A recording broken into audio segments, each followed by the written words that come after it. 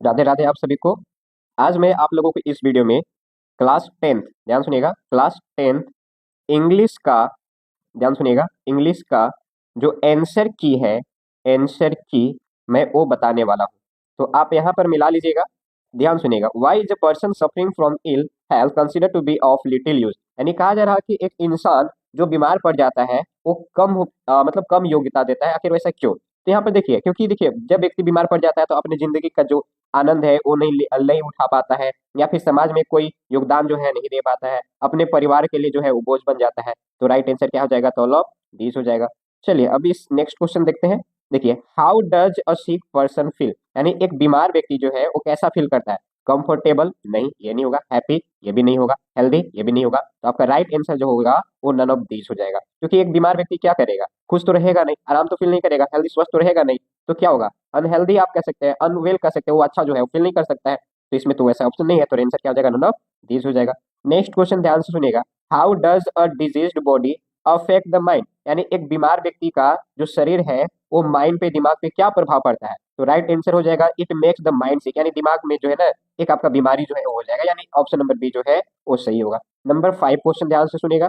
Number 5 यहाँ पर है कि what are some ways to maintain good health, यानी गुड हेल्थ के लिए ऐसा क्या हमें करनी चाहिए? तो राइट आंसर हो जाएगा eating nutritious food and doing exercise, यानी ऑप्शन नंबर ए जो है वो सही हो जाएगा।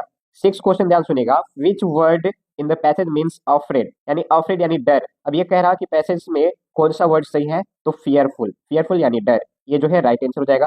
नेक्स्ट क्वेश्चन ध्यान से सुनिएगा। यहाँ पे देखिए नंबर 7 क्वेश्चन जो है वो आपको दिया गया है लेटर राइटिंग से, और चूज करना, यानी यहाँ पर दिया हुआ है आपको चूज करना, यानी कहा जा रहा है कि नंबर फर्स्ट का आंसर क्या होगा? तो ध्यान से सुनिएगा, ये जो लेटर है वो एडिटर के पास लिखना है। तो 7 का आंसर जो है वो आपका एडिटर हो जाएगा। और ये किन के पास लिखा जाता है? तो न्यूज़पेपर के लिए, यानी 8 का आंसर जो है वो न्यूज़पेपर हो जाएगा। अगर हम 9 की बात करें तो 9 का आंसर मिला लीजिएगा। 9 का आपका लाउड स्पीकर हो जाएगा। क्या हो जाएगा? लाउड स्पीकर हो जाएगा। अगर हम बात करें 10 का, तो ध्यान से सुनिएगा। यहाँ पर 10 का देखिए, आप देख लीजिएगा, 10 का आवर मिला लीजिएगा। और कोई कोई आप हो सकते हैं, बहुत सारे लोग जो दियर भरे होंगे, तो ये दोनों चल सकता है। अगर आप आवर भी लिखेंगे वो भी चल सकता है, दियर लिखेंगे वो भी चल सकता है, but according to me best जो है वो आपका आवर होनी चाहिए। अगर हम बात करें 11 नंबर का, तो 11 का आप मे कर लीजिएगा। ध्यान सुनिएगा, कुछ लोग शुड लिखे हुए, शुड भी चल सकता है, बट ज्यादा पॉसिबल जो कह सकते हैं बेस्ट जो है वो मे होगा। नेक्स्ट क्वेश्चन ध्यान से सुनिएगा। नेक्स्ट है 12, तो 12 का आपका सिंसियरली हो जाएगा, यानी सी हो जाएगा।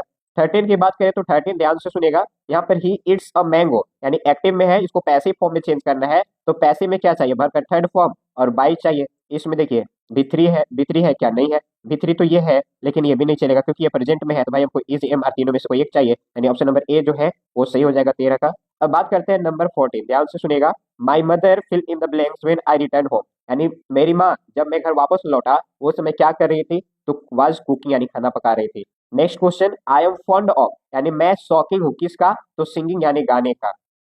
Next, the girl came first is my sister, यानी वह लड़की जो सबसे पहले आई वो मेरी बहन है, यानी हु केम फर्स्ट, ये हो जाएगा। अगर बात करें हम 17 का, तो ध्यान से सुनेगा। 17 नंबर यहाँ पे देखिए क्वेश्चन है कि which river flows from the hills of Coorg, यानी कौन सा रिवर, किस रिवर की बात किया गया है? तो कावेरी, यानी आप यहाँ पर देख लीजिएगा कावेरी जो है, Kaveri river obtain water falls in forest Coorg. देखिए नेक्स्ट क्वेश्चन अगर हम बात करें, आपका हो जाएगा question 18। Why do the squirrels drop partially eaten fruit in the river? तो यहाँ पर देखिए इसका आंसर जो है आपका यहाँ पे देखिए लिखा हुआ है, eaten fruits to men's enjoy the flesh and rifle, यानी यहाँ पे 18 नंबर का आंसर जो है वो ऑप्शन नंबर डी जो है वो सही हो जाएगा। नेक्स्ट है कि which word in the passage means web, यानी वेब तरंग लहर, और पैसेज में से कौन दिया है? तो रिपल, क्या हो जाएगा? रिपल हो जाएगा। अब मिलाते हैं नेक्स्ट 20 क्वेश्चन।